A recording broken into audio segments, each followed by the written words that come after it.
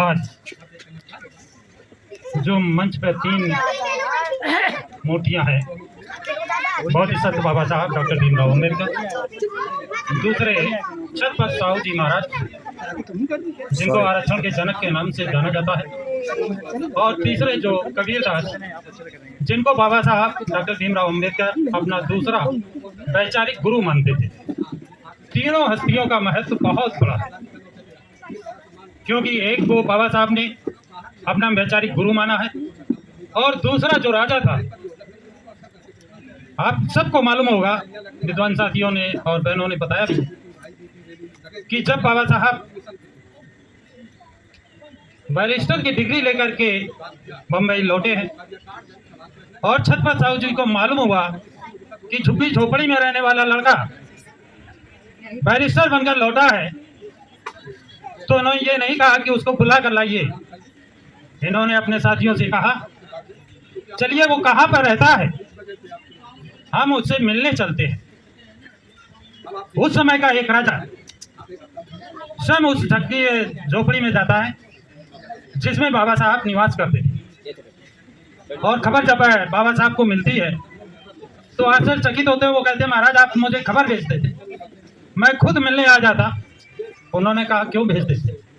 उसी में रमाबाई से कहते हैं, बहन रमा चाय नहीं पिलाएगी क्या? ये छत्रपति साहू जी महाराज की सोच थी।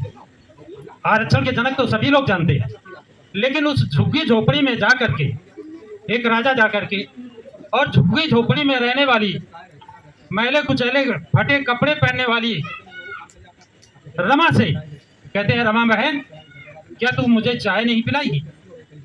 कितना सम्मान उन्होंने दिया है बहन रमा को, माता रमा को। ये सोचने की बात है। आज लोग थोड़ा सा पद पा गए तो उस पद में चूर हो जाते हैं। जिन्हें सम्मान देना चाहिए उनको भी सम्मान नहीं देते हैं। ये कम से कम छत्रपति साहू जी महाराज से सीखना चाहिए। 1902 में सभी जानते हैं कि उन्होंने 50% आरक्षण दिया, लेकिन ये प्रेरणा कहां से मिली थी? इसका प्रेरणा स्रोत कौन था? ज्योतिबा फूले।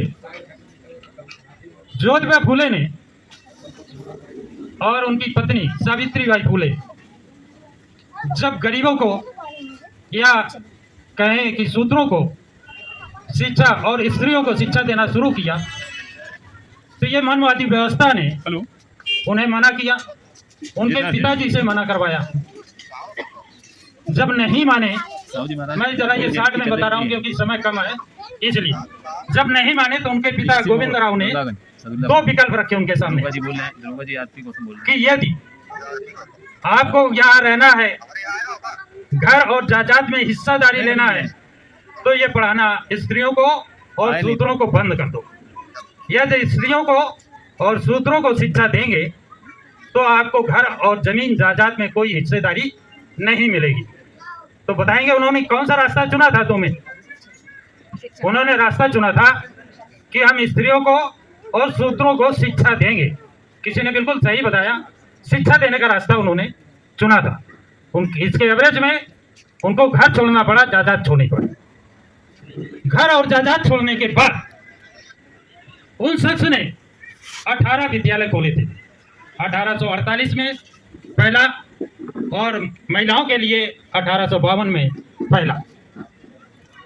इसके बाद ब्रिटिश सरकार ने उनसे प्रेरणा, उनको प्रोत्साहित करने के लिए उनके स्कूलों का निरीक्षण कराया और उनको समय समय पर प्रोत्साहित किया। उनमें एक बालिका साल्वे जो कक्षा 4 की छात्रा थी, उसने एक निबंध लिखा था। वो निबंध की इतनी प्रशंसा हुई थी कि उसको ब्रिटिश महारानी के सामने भेजा गया था। उस पर उसे पुरस्कार मिला।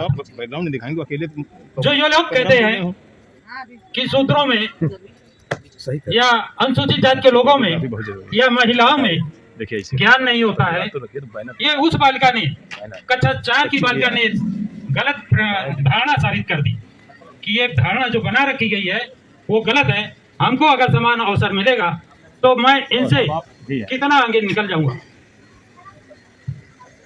तो साथियों, दूसरा एक छत्रपति साहू जी महाराज ने जब बाबा साहब इंग्लैंड से पढ़कर आते हैं दोबारा डिग्री लेकर के, और मीटिंग होती है, वो मीटिंग किसके? छत्रपति साहू जी महाराज के राज्य में होती है, और उसकी अध्यक्षता कौन करता है? बाबा साहब डॉक्टर भीमराव अंबेडकर। और छत्रपति साहू जी महाराज डॉक्टर अंबेडकर का हाथ पकड़ के ये ऊपर उठाते हैं कि तुम लोगों का मसीहा, तुम लोगों का भगवान, तुम लोगों का कल्याण करने वाला आ गया है, यही तुम्हारा कल्याण करेगा, ये मेरा कुल देवी कहती है। ये वाक्य है छत्रपति साहू जी महाराज के।